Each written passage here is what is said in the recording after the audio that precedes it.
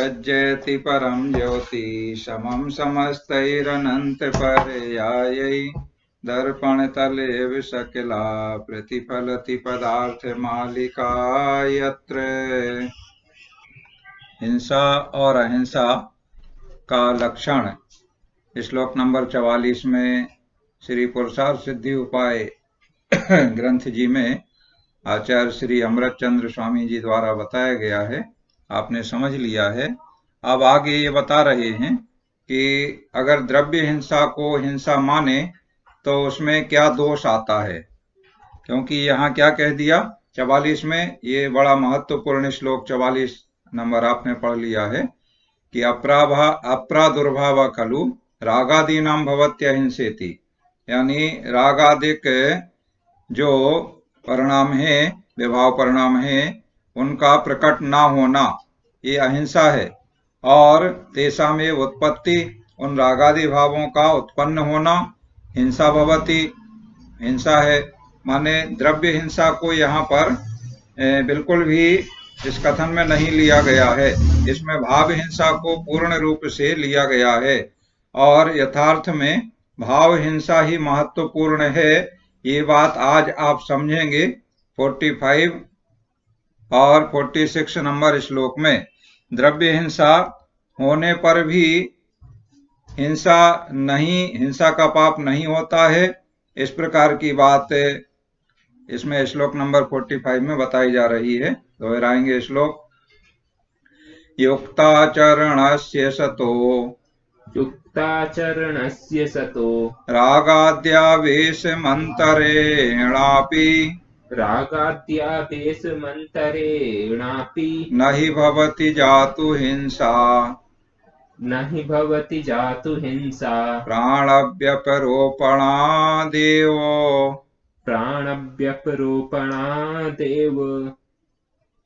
रागादिभावों के बिना युक्ताचरणमय मुनि के अत्यल्प भी हिंसा नहीं है, प्राण पीड़न मात्र से।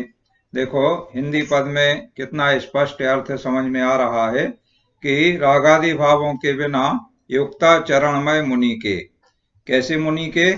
जो मुनि युक्ताचरण माने योग्य आचरण करने वाले हैं, ऐसे जो मुनि हैं उनके रागादि भावों के बिना अत्यल्प भी हिंसा नहीं है। अगर उनके जब रागादि भाव नहीं रहते हैं तो थोड़ी सी भी हिंसा नहीं होती है। प्राणी पीड़न मात्र से, प्राणी पीड़न भी हो जाए तो भी उनके किंचित भी माने जरा सी भी अल्प हिंसा भी नहीं होती है। क्यों नहीं होती है? क्योंकि वे योग्य आचरण वाले हैं और रागादि भावों के बिना माने रागादि भावों से रहित हैं। इसलिए हमें यहाँ पर हिंसा और अहिंसा की परिभाषा श्लोक नंबर 44 हमेशा याद रखना होगा कि अप्रादुर्भाव खलु यानी रागादि नाम भवति हिंसेति, रागादि नाम जो रागादि परिणाम है उनका प्रकट ना होना अहिंसा कहलाता है। तो जिनकी यहाँ बात कर रहे हैं ऐसे मुनिराज हैं, रागादि भावों से रहित हैं। अन्वय अर्थ देखें। अपि युक्ताचरण से सता, योग्य आचरण करने वाले संत पुरुष के रागाद्यावेश मंतरेण प्राण व्यपरोपणात्, रागादि भावों के बिना केवल प्राण पीड़न से मानी प्राणों का घात हो गया। प्राण पीड़न हो गया माने प्राणों का घात हो गया, कोई प्राणी मर गया उनके निमित्त से, तो भी चूंकि उनके रागादि भाव नहीं है इसलिए हिंसा जातु एव नाही भवति, हिंसा कभी भी नहीं होती है। जिसे हिंसा पाप कहते हैं तो उसे हिंसा पाप के भागीदार वो जो युक्ताचरण वाले मुनि हैं, रागादि भावों के बिना है, उनके वो हिंसा पाप किंचित मात्र भी नहीं होता है। माने वो पूरी तरह से अहिंसक कहलाते हैं। भले ही उनके निमित्त से किसी जीव के प्राणों का घात हो जाए तो भी उन्हें हिंसा पाप नहीं लगता है। देखो हेडिंग में दिया है द्रव्य हिंसा को हिंसा मानने में अतिव्याप्ति दोष। तो द्रव्य हिंसा को अगर हिंसा माने तो उसमें अतिव्याप्ति दोष आता है।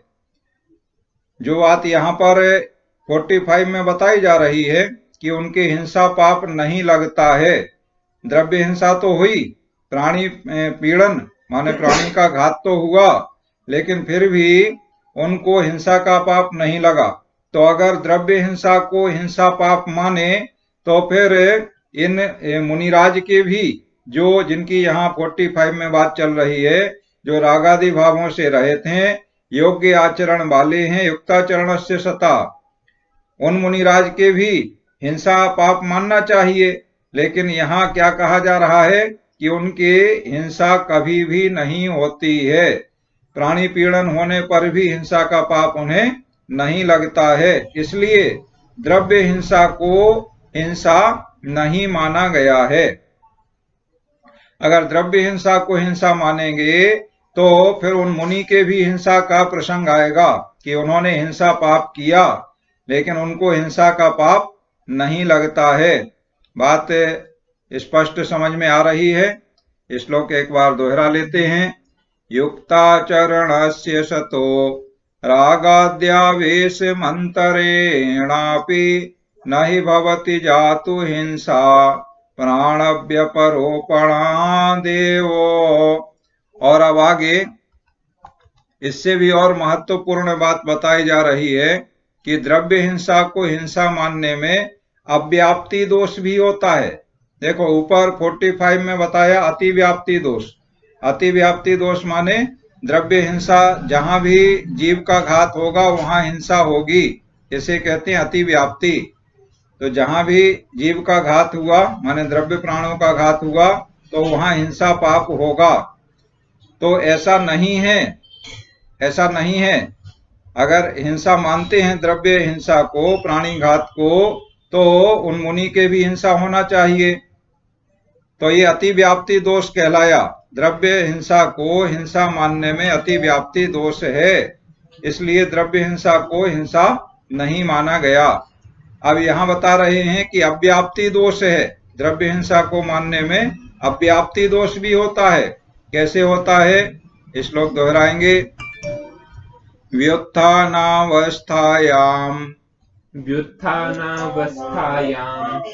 रागादीनां वशप्रवृत्तायां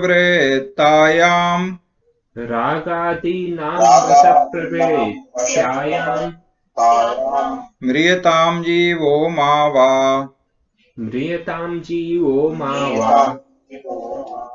धावत्यग्रे ध्रुवं हिंसा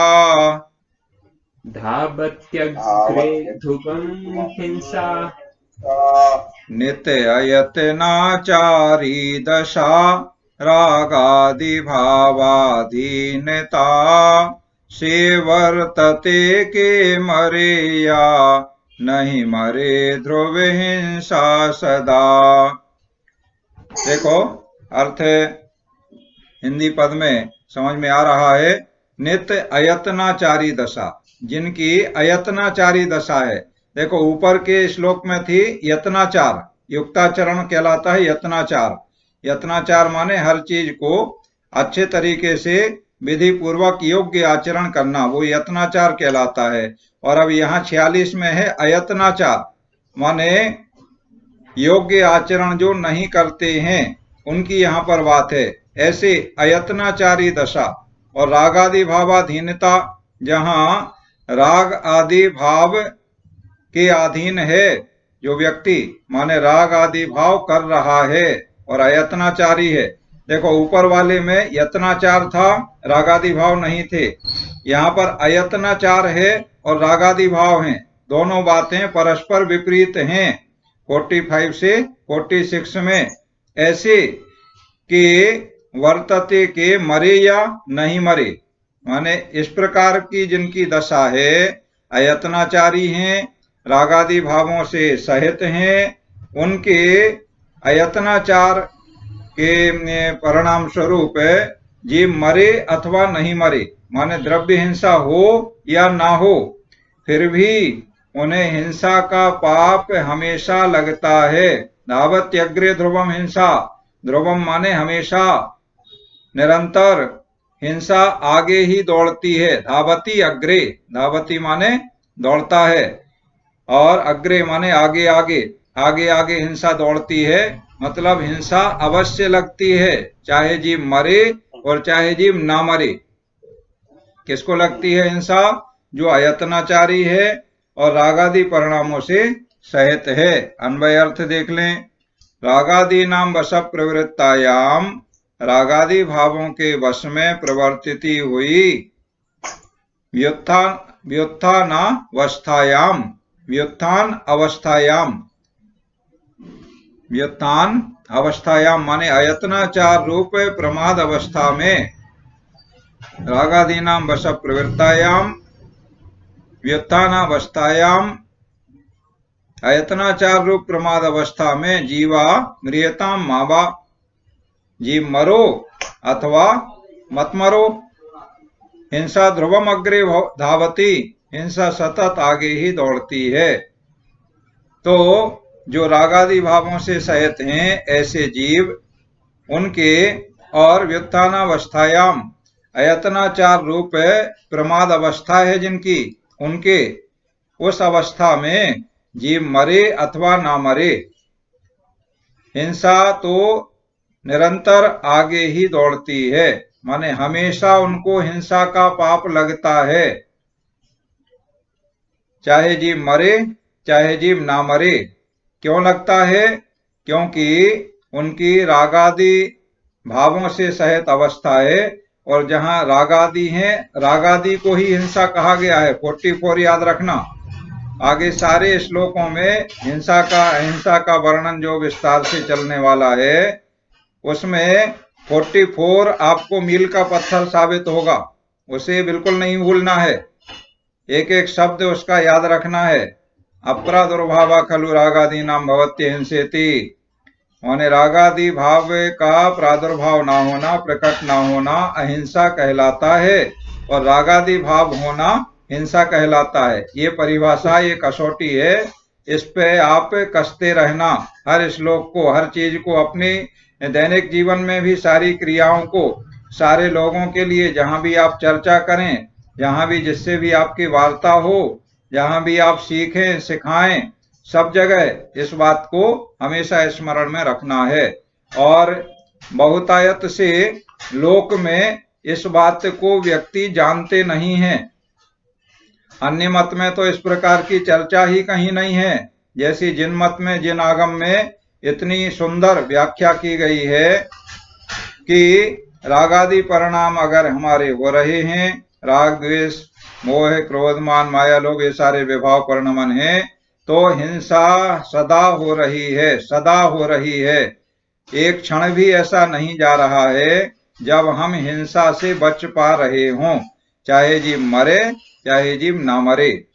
और जहां पर रागादि की प्रवृत्ति नहीं है, और रागादि की प्रवृत्ति जहां पर है और अयत्नाचार रूप अवस्था है, दोनों बातें हैं।